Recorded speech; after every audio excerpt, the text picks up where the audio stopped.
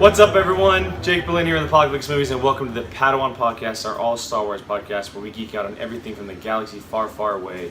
My name is Qui-Gon Jake. I am joined by Keith Barnes. I think we have an official Star Wars name for you this time around. AKA Admiral Ack Barnes. Alright. Something very different from our traditional names we have here, like Grand Moff Bartley, C-3GO, and we're also joined by Brian Avolicino. Brian, we do not have a name for you yet. We got to figure something out. Think of one now. Yeah, we got to figure something out. So, we are here for Star Wars all the time, the galaxy far, far away. We got a bunch of stuff to talk about today. We're going to get right into it. We got movie news first, and then we're going to jump to our comic section. Well, Jacob will be joining me. We'll be going over some Darth Vader, Darth Maul, and Jacob will be talking about a little bit of Lost Stars because he just finished the novel. And then we'll jump back to us three, and we'll be talking about the Forces of Destiny, the little kind of short films they got going on YouTube right now, which are pretty cool. So, but first up, we got movie news. And the first topic is definitely one that everyone is interested in. D23 was last weekend, and we're going to be talking about the Sizzle reel that was released. Fans were quite disappointed when the news broke that Disney wouldn't be bringing Star Wars to this year's San Diego Comic-Con, but not as disappointed as they would have been if Disney's own D23 Expo didn't just happen a week before. While nothing life-changing was brought to the event this past weekend, the LAST JEDI team brought a special goodie for us fans. A behind-the-scenes sizzle reel was revealed, which dug to the depths of the LAST JEDI's core, including great new shots, more questions to be answered, and the one aspect that always brings us back to Star Wars, family. Directed by Rian Johnson, Star Wars The Last Jedi hits a theater near you on December 15th. Alright, Keith, I know you've watched this footage at least a few times. What did you think of the sizzle reel, and what are maybe a few things that may have stood out to you? I love the sizzle reel. I love sizzle reels. I love seeing behind the scenes. Me being us all being lovers of film, but I love seeing filmmaking process. Yeah. I love all the cameras and the big boom microphones and all that stuff, and all the.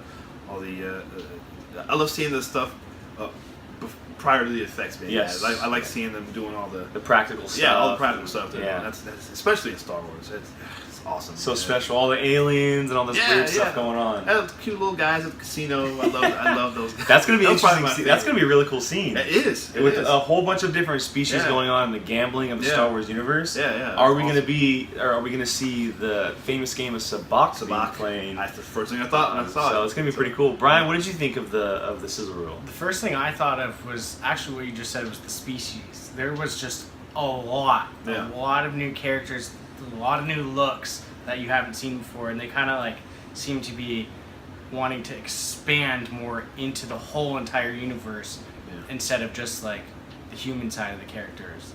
So that was kind of the first thing that caught my eye.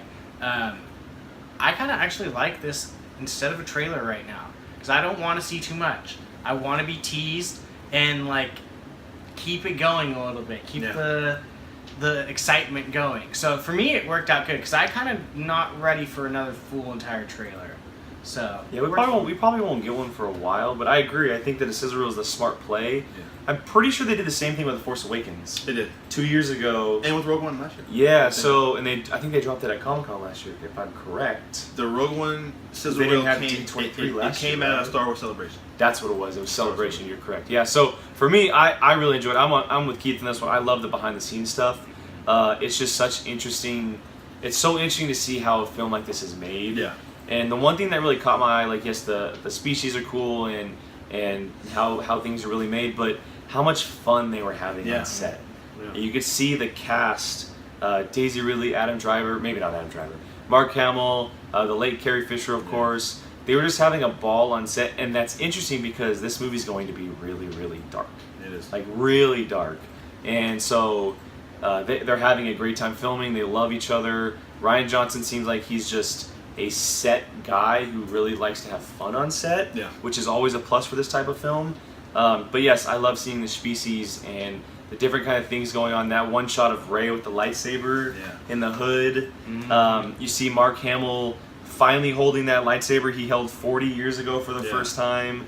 Him on Octo. There's all kinds of stuff in there that we can kind of pick and pull from. Oh, the image of Rey fighting three people. That may have been that screams Knights of Ren. Yeah. And that's interesting because we've heard rumors here and there that Rey and Luke may fight Knights of Ren at some point. Kylo Ren finds them on Octo, but after this sizzle reel, seems like it kind of comes to fruition in a way, which is really cool.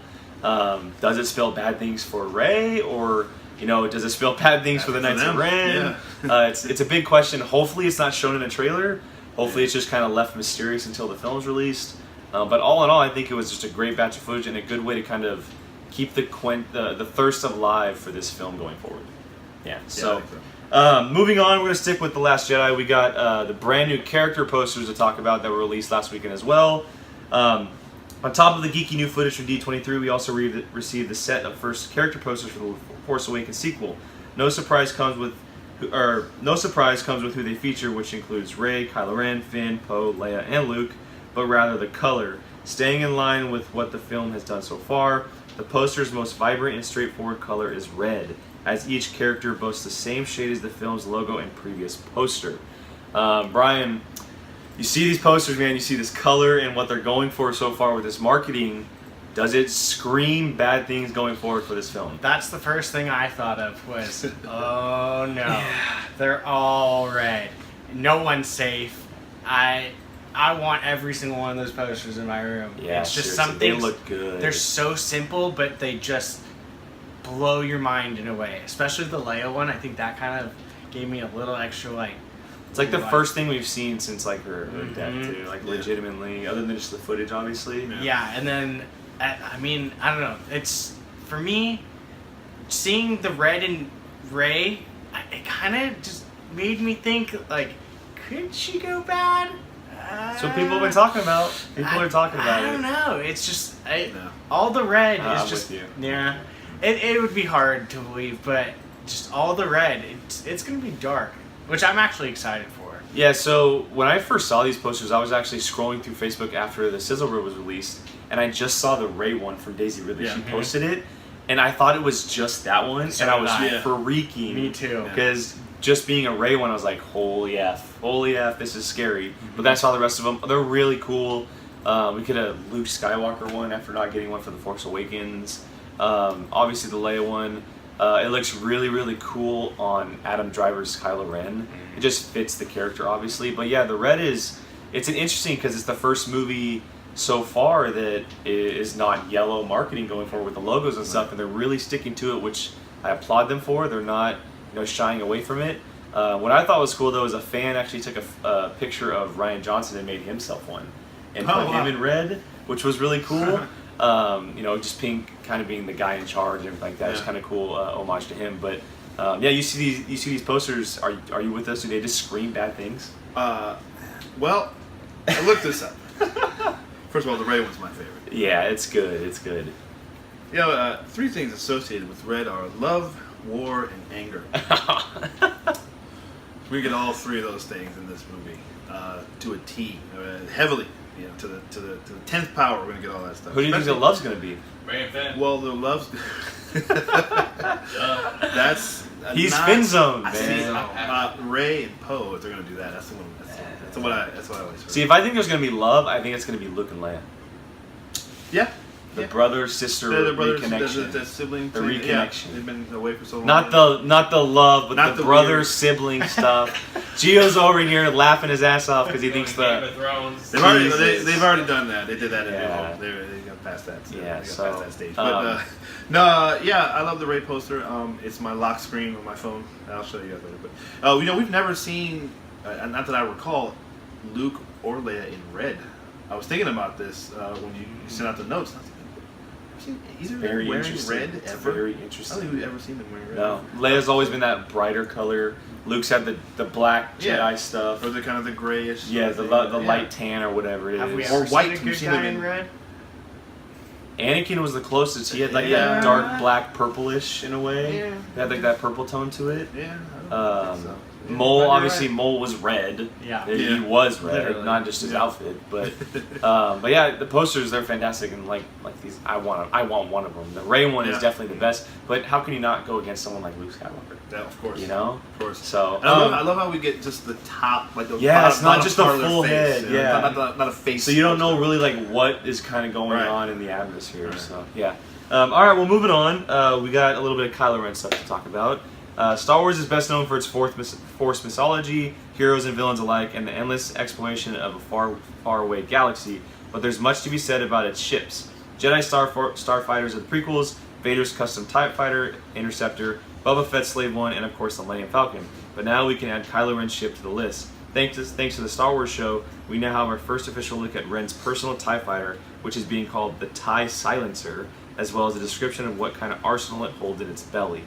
Kylo's new ship is called the TIE Silencer, whose full technical name is the Sienna Jameis TIE/VN Space Superiority Fighter. The Silencer features laser cannons and a missile launcher, and it looks an awful lot like a darker, sharper edged TIE Interceptor. I see these images, and it kind of screams Kylo Ren. Yeah. A little bit sharper, a little bit darker, a little bit sleeker, more modern. Dramatic. Yeah, definitely dramatic is a good one because Kylo Ren does have a little bit of drama to him. Yeah. It's definitely smaller, more compact. It screams like insane space stuff. Sure. And I hope it's really used more so than what Vader's was used in the original prequels, not just to shoot down the X-Wings, but legitimately like dogfight style stuff in space. I want to see that type of stuff. We've seen the type of pilot that Rey can be in The Force Awakens with the Millennium Falcon. I want to see what kind of pilot Kylo Ren could be, because his father is Anakin, and we've seen the pilot that he was in the prequels, and what Luke was in the original trilogies. So there's some major stuff to be said about his heritage and where the pilot stuff has kind of come from. I also like the red tinting of the windows, which is really cool. Just a cool little new effect to it. But Keith, I mean, what do you think of his new ship, his personal ship, the name of it, and do you think it's going to be used to an extent in the film? It needs to be, because first of all, his ship, he's got like the F-22 of TIE fighters. It looks sleek. It's like like they describe it. It's like a new hyper remix version of a TIE Interceptor. I always loved the TIE Interceptor when I was a kid. When I would play any video games that had any TIE. That's what I play with on Battlefront. Yeah, same here. Yeah, exactly. On Battlefront. So yeah, it looks great, and I felt silly when I saw it because I didn't even think about him as a pilot, and him probably been flying since he was little. His uncle and his grandfather, and his dad, Han Solo, of course. So I said, oh yeah, Kylo Ren, he would be a pilot, wouldn't he? Because they didn't allude to that at all in The Force Awakens. We saw his shuttle ship that he came in all the time, but we never actually saw him flying. Yeah. So I hope. It looks like from the trailer we're going to see space battles. Yeah. And I just hope that he's involved in it. Yeah, he's got it. Because I feel like seeing a bad guy have some kind of pilot skills would be amazing. We saw Anakin, but he was on the good side when it happened. Right. So, Brian, what do you think, man?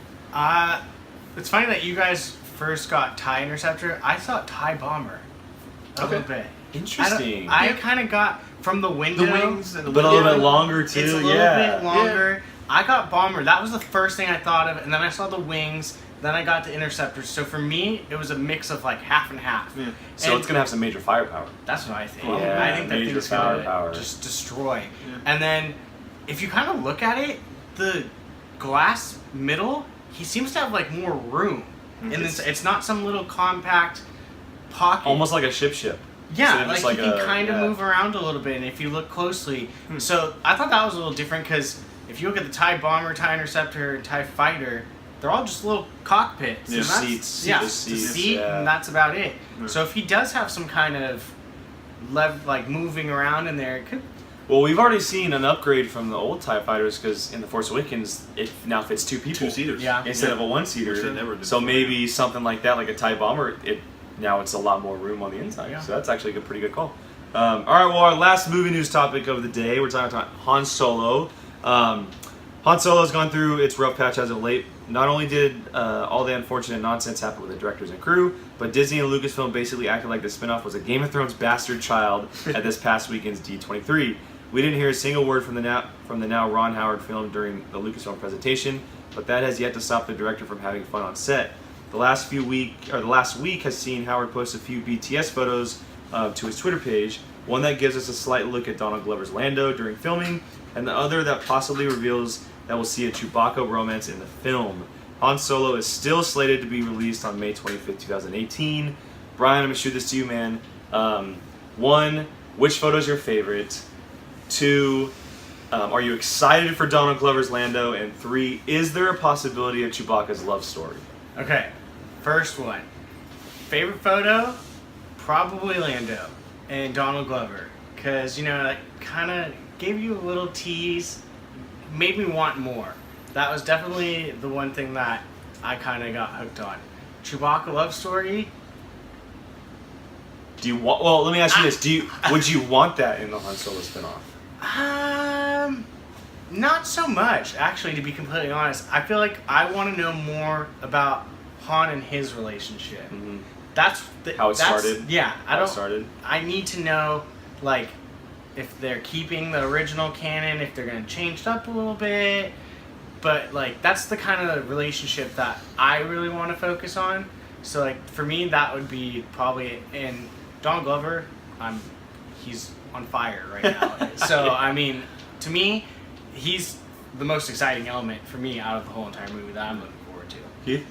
Same here. That's the thing that got me on board with this movie. Mm-hmm. Was Donald Glover? Yeah, I was not interested in a Han Solo movie at all. I thought if they're gonna do an individual character Solo spinoff, Obi-Wan Kenobi is the one everybody wants. Yeah. And to start with Han Solo, I was just like, yeah, okay. And then they announced that they were gonna have Lando in it, and I went, oh, that's interesting. Yeah, that's okay. interesting. And then Donald Glover, I went, okay, done. All right, I'm in. Yeah. I'm in. Because another Star Wars show I was watching, they brought up that scene in Empire where they're flying into Cloud City and Chewbacca's. Yeah, I'm sure he's forgotten about that. That was a long time ago. Yeah. Like, oh, that's their movie right there. That's their movie. Whatever happened right there. And then how pissed off Lando is when or at least he thinks To he is. begin the beginning, When they first land. it's a true friendship. Yeah. It's a real friendship. Yeah, So, yeah. would it be disappointing to you if it's not as much of a role as you think it would be? If they don't cover whatever it is, that you got a lot of guts coming back here after what you pulled. If they don't talk even go if into it's that, saved for a possible sequel? it depends on where they end it. Yeah. Okay. I mean, because a lot of us think that it's going to be, or a lot of people think, oh, it's going to be about how he got the Millennium Falcon, Mm-hmm. and that's what I think that picture. The picture he looks a little upset, he does. and I wonder if that's well, he looks like he's inside the cockpit too. yeah. And maybe that was after he's like saying goodbye to the ship or something. Yeah. And he's got the curly Lando Yeah. hair, no cape. And earlier, before these pictures, Ron Howard posted an image of a wardrobe, very colorful jackets of the Lando stuff. Yeah, I saw that. And he was like, "Guess whose wardrobe? Yeah. It's colorful, it's bright. That's who Lando is. He's Right. straightforward." Yeah, for me, the images are cool. I like what Ron Howard's doing, kind of, playing with the fans, giving them something to look forward to after all the stuff that kind of went down. I'm on board. Have to. Yeah, that would make sense. Yeah. I mean, this has gotten a little bit more on the negative side, that him giving us these little teases Right. kinda May get people adds to excited. it, Yeah, I think it does. And it's interesting because now we're getting more plot details than we ever have, like Right. the Chewbacca love story stuff. I'm not saying it's going to be straightforward, but maybe it's something as like we find out the official life debt between Han Solo and Right. Chewbacca, and he says goodbye to his family. Like, it could be something as small as that, Exactly. or maybe we see just the beginning of his life on Kashyyyk, and then he goes off with Han at some point in the movie or something. Yeah. It doesn't have to be something major, just a small note or a reference to the fact that he did have a family on Kashyyyk and he wasn't alone or anything like that. He's a character we care about too. Exactly. We love Chewbacca. He's like top 5 characters we care about. Yeah. He's like a guy. So Yeah. I want to see a post-credit scene. If they just do the one movie, I want a post-credit scene with Han and Lando teaching Leia how to play Sabacc. I want to see that. That's my post-credit scene. So you want a young Ron Leia Howard, showing up in this? Go ahead. Just a brief, almost like what they did in Rogue One. Just a brief. It doesn't even have to be a full, just a quick shot of them, or just Leia, this is how you did it. Interesting. Yeah, it might come into play later on. That'd be a cool scene to see. All right, interesting. That's a good call. All right, so You're welcome. that wraps up our movie portion. We're gonna these two are gonna step out, and Jacob Barley's gonna join me for some comic stuff. We will be right back. All right, guys, welcome back. I'm joined by Jacob Barley, aka Grandma Barley, and we are here How's to it going? talk about. He's gonna give a quick summary of Lost Stars, and we're gonna get into Darth Vader and Darth Maul comics. So, Jacob, you just finished Lost Stars. Yes. It was the first Star Wars canon novel I read. I have yet to hear your official thoughts on it. A little non-spoiler, you haven't heard yet. non-spoiler thought on it. What did you think of Lost Stars? I really enjoyed it, and I think what happened was my expectations were too high because a lot of people that I follow online had said it's their favorite Star Wars book. So I'm like, oh my goodness, how could it possibly be better than Bloodline? And I really enjoyed it, but I don't think it's the best. I don't think it's top 3, top 5, somewhere around there. Top maybe? 5, top not 5? top 3. I think it's fair to say it's probably like in the middle range of. 4 or 5, I think it's somewhere around better there. than like Ahsoka and Rebel Rising, but it's not nowhere as good as Bloodline or Lords of the Sith. I really, really enjoyed it. The thing is, I told Keith about this in my review, is that I cared about these characters. Like, it made me care the most about new characters that I've ever cared about. Maybe more, not as much as Rey Sloane, but other than that, like, I cared about these characters so much, and it made the action more intense because I was worried about these characters dying in certain situations. So I really, really enjoyed the book. I think it's one of the better Star Wars books, especially the way it's written. Claudia Gray. She's such a phenomenal She's a writer. Bloodline. She's great because she wrote my favorite book, which is Bloodline. So I think it's written really, really well. The storytelling is really good. You really dive into these characters. It is a young adult novel, and I compared it with Keith in my review. I compared it to Harry Potter. It reminds me a lot about Harry Potter because they spend a lot of time at the academy. So yeah, I do recommend it. Maybe, especially if you're a younger Star Wars fan, I think it's a really good read. Yeah. I think the love story is huge in this, and I enjoyed that element of it. So if you don't mind romance in Star Wars, then I definitely recommend checking it out. It's a really good book. What did you think about the time lapse? How it kind of took place through the entire trilogy? I thought that was really cool. Some of those moments where you get to see them involved with certain things that happened during the original trilogy and stuff that happened after the original trilogy. I thought some of those tie-ins were really cool. Some of those moments were some of my favorite parts of the book. Yeah, it's pretty cool. I remember reading. It's been a while, but I remember reading and just kind of being blown away at the fact that they tied all this stuff together. They interact with some of our favorites, so they definitely do. Really cool moments. Yeah, check out our official review of it. Jacob and Keith did a review. It'll be up very soon for a Canon Connection. We're gonna move on to our comic section. I think the first one out of the way we got to talk about is Darth Vader. Yes. We have number 2 and 3 to talk about. Darth Vader number 2 and 3. It is, in my opinion, it's the best Star Wars comic run going right now. I'm only reading 2. Yeah. I want to get on that train at some point in the future. Yeah, it's hard, but this story is so good. It picks up right after Revenge of the Sith, episode 3. We read comic issue 1 for our last Padawan. Yes. And these 2 issues are so strong. Oh yeah. They are so good. My favorite out of them is definitely 3. I love it just keeps getting better. Like the first one was a good setup, second one was a good like in between, and the third one is like you finally get some action. I love the setup to the meeting of this Jedi and then the confrontation between them two and how it goes down. Yes, it's so interesting. And I don't want to ruin everything, but there's a moment in there that, and it's a lot of people aren't going to notice it or kind of make it their big moment. But I love the fact that when Vader was going through kind of those trials, that he lost his leg and he was just metal leg. Oh yeah. It describes who he is. It expresses that he's still basically like this android guy. Oh yeah, definitely. And he's they still definitely suffering. highlighted that for he's sure. Still suffering. So I mean, out of these comics or these issues, I should say, these 2, what are some of your favorite moments? Well, I believe it's in the second issue where I don't want to get too spoilery, but he kind of infiltrates a ship. Yes. And I thought that was really, really cool. And meeting this character, I love this new character, Karak Infila. I don't know how to pronounce it, but that's how it's spelled. We're going with Karak Infila, whatever.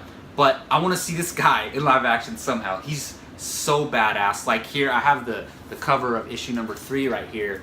To me, he looks like, I say this all the time, like Zeus or an old Hercules with a lightsaber as a Jedi. Like that's what he looks like, and that is so badass to me. Like I want to know more about this guy or more Jedis like this, to where they're not involved with the regular Jedi Order. The bearish, something like that. It's almost like a bear. They call it like the bearish law, basically. They basically he wasn't involved with the Jedi Order. He didn't follow the Jedi rules. He focused on one thing: to fight. The Force. Well, the Force and to fight. That's it.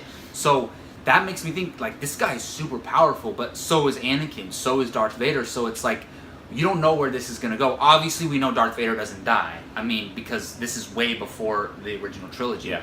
But I think this is such a great read, especially if you like the prequels and you like Revenge of the Sith and you want to know what happened to Vader right after that. This is a must read. Well, and this, we saw Vader was a huge presence in the original trilogy, but we never saw him like be this menacing guy and this like super villain who was powerful. use his saber and his real powers. Like we saw him chokehold a couple guys here and there, just because the special effects back then just weren't good. Yeah. This is Vader in his true state. Oh, yeah. He is angry. He's pissed. I think it was in issue 2 when he's going against the stormtroopers and he's holding the bomb. Oh yeah. And there's some great stuff. The stormtroopers are like, "Oh, he's not gonna be able to do anything. He's holding this bomb," and he's like, "You're mistaken." Well, and it just all goes downhill. This is I mean, look at how powerful Anakin is in Revenge of the Sith. This is him right now, like a couple weeks after. Well, that. it's in issue 2. That's cool because the stormtroopers, they're in the old school armor. Yeah. They're in the clone armor, not the stormtrooper armor. And I think it's so cool that like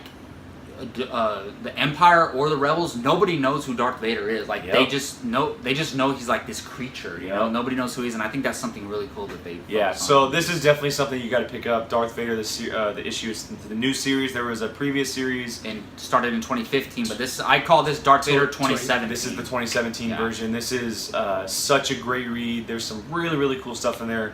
Just as is in the next comic series we're going to talk about, Darth Maul, the character we all want more of. We've gotten a lot of them. We have, and unfortunately, I'm not even going to say because I don't want to ruin it for anybody. But this is a five issue series. We just picked up 5, but we're now on issue 4 and 5, and this is all about him hunting down a Padawan Jedi. Yes. And it's Maul I think it's basically right before episode 1. Before episode 1. Yeah, the Phantom Menace. So it's again another cool tie into the prequel stuff. And Maul is just angry. He's pissed. He wants to kill every Jedi alive. I love that dynamic, not just between him and the Padawan in these 2 issues, but him and the bounty hunters as well. Oh yeah. And then obviously the ending of issue 5. I'm sure we'll get into that. But out of these 2 issues, I mean, what did you think of them? And what did you think about the dynamic between him and the Padawan as the focus of these 2 issues? Okay, so you said, I mean, I'm not reading a lot of Star Wars comics. I'm reading this and Darth Maul, Darth Vader, and Dr. Aphra, a few, but I mean, I can't decide whether I like Darth Maul or Darth Vader more, like these comic issues, because I love the Darth Maul. So this issue number 5 concluded the story that they're telling.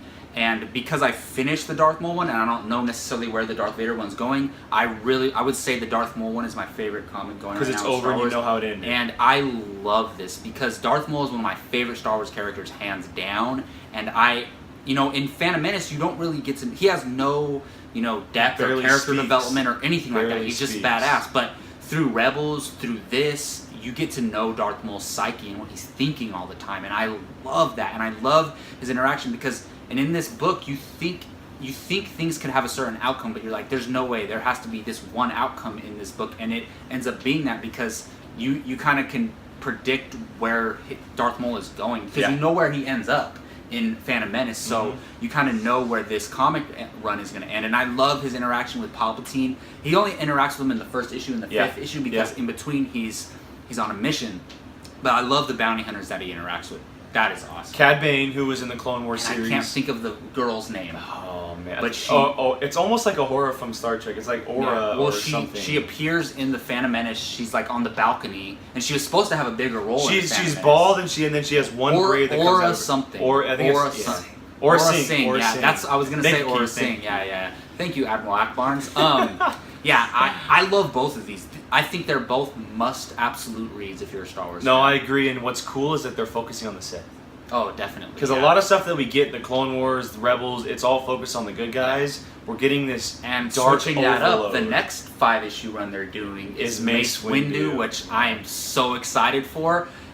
I'm gonna pick that up. That we will definitely be reviewing Mace Windu on the Padawan Podcast, for sure. I completely agree. Darth Maul is a must read. It's if you love the Phantom Menace, if you love Darth Maul, this is something you have to read just because you really see the character he truly is. Before he got busted up in Phantom Menace, before he got busted up in the Clone Wars series, the interaction with not just the bounty hunters but the Padawan and everyone kind of around him. And what's cool is I like so much is we don't even get hit the conversation with the characters, but like you said, we hear him talking to himself, and he's like this truly psychotic character, like by the dialogue. Well, I think those are like his thoughts. Exactly, and he's just. He truly is a little bit insane, and he is, but like, can you blame him? No, not at all. Palpatine stole him from his homeworld and turned him into this monster. Yeah. It's like it's not his fault. He could have went the Jedi route, depending on like who mentored him.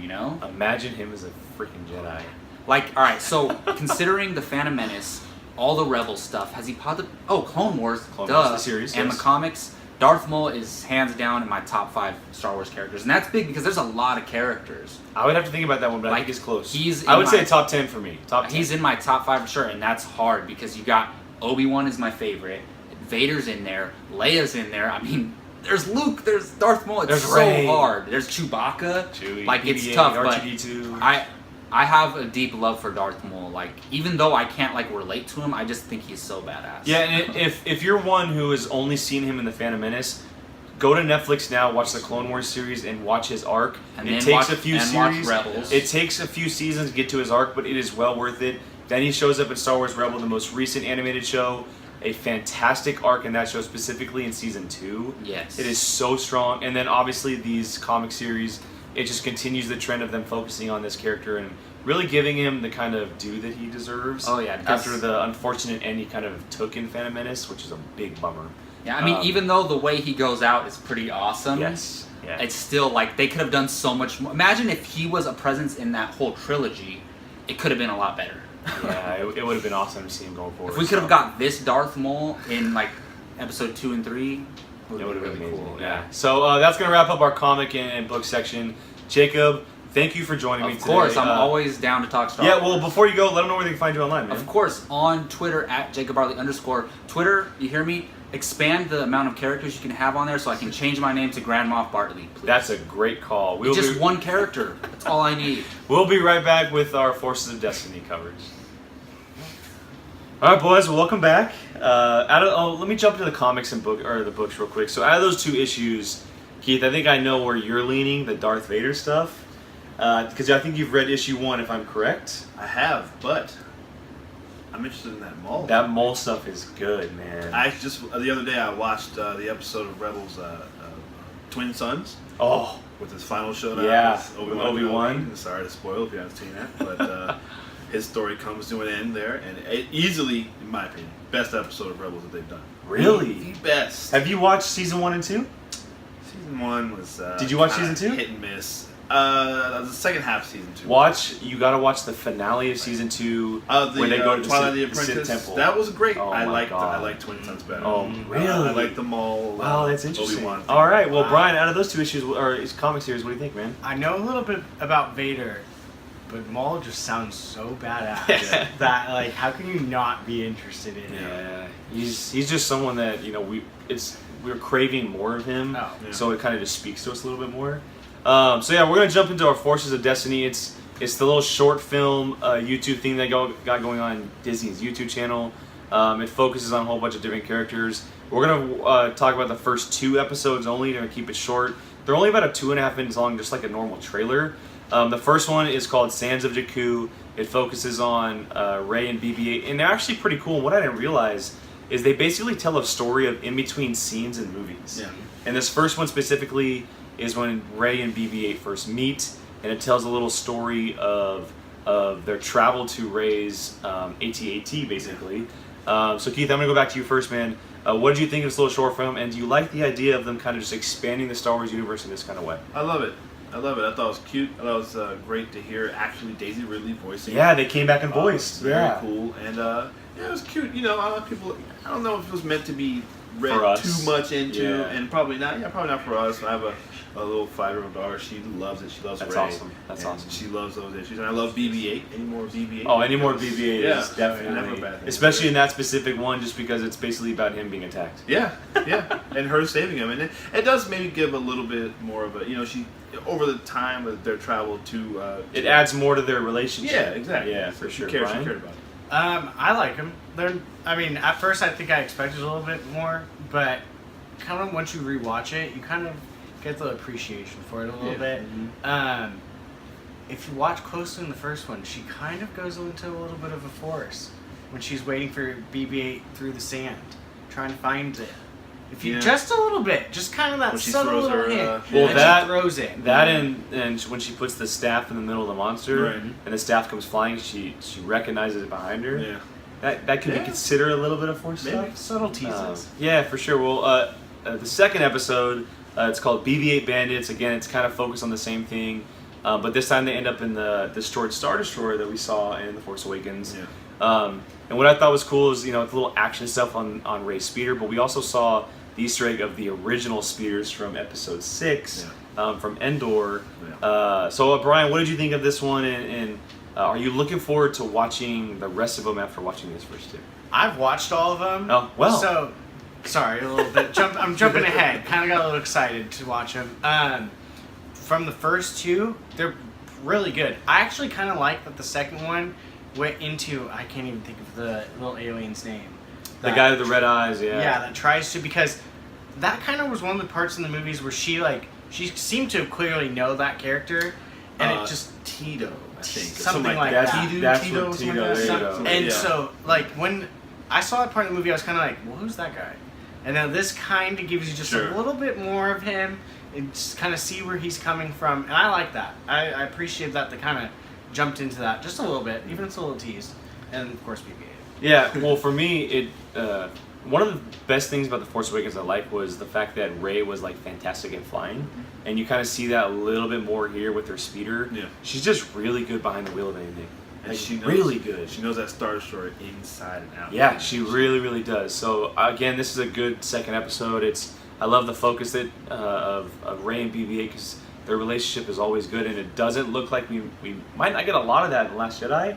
So it may be a good little filler thing to see from now on. But what did you think of BB-8 Bandits? It was great. I love the little callback to the monster in the sand. I forgot what it was called. Yeah. But her idea was, I know exactly where to bring you guys. And, it was good. It was really good. I liked it a lot. She's so smart. She is. She is so smart using her surroundings. Yes. And I hope we see a little bit more of that as far as with her fighting with the lightsaber. We saw a little bit of that in The Force Awakens when she the final battle against Kylo Ren, but it kind of just teases a little bit more going forward with these characters. Which she's capable of. Exactly. So, that's going to wrap up the Padawan Podcast today. Before I get going, I want to thank both Keith and Brian for joining me. Keith, let them know where they can find you online, man. You can find me on Twitter at KeithBarnes79. Brian? TG Scoops on both Instagram and Twitter. You can find me, Jake Berlin, on Twitter and Instagram at Qui-Gon Jake. I gotta make sure these two guys change their names to their Star Wars names at some point. That's right. Let me make it a little consistent. So make sure you check out apocalypsemovies.com as well. All kinds of articles up there. Apocalypse on YouTube. Share, like, subscribe, comment. Give us a comment down below. We're always down to talk more Star Wars, of course. Check out everything else we got going on as well. Comic Hero Talk. And make sure you stay tuned this weekend. The boys will be covering everything San Diego Comic-Con, daily recaps, news bits covering the biggest stuff, trailer reactions. Stay tuned here at Apocalypse. And until next time, may the Force be with you.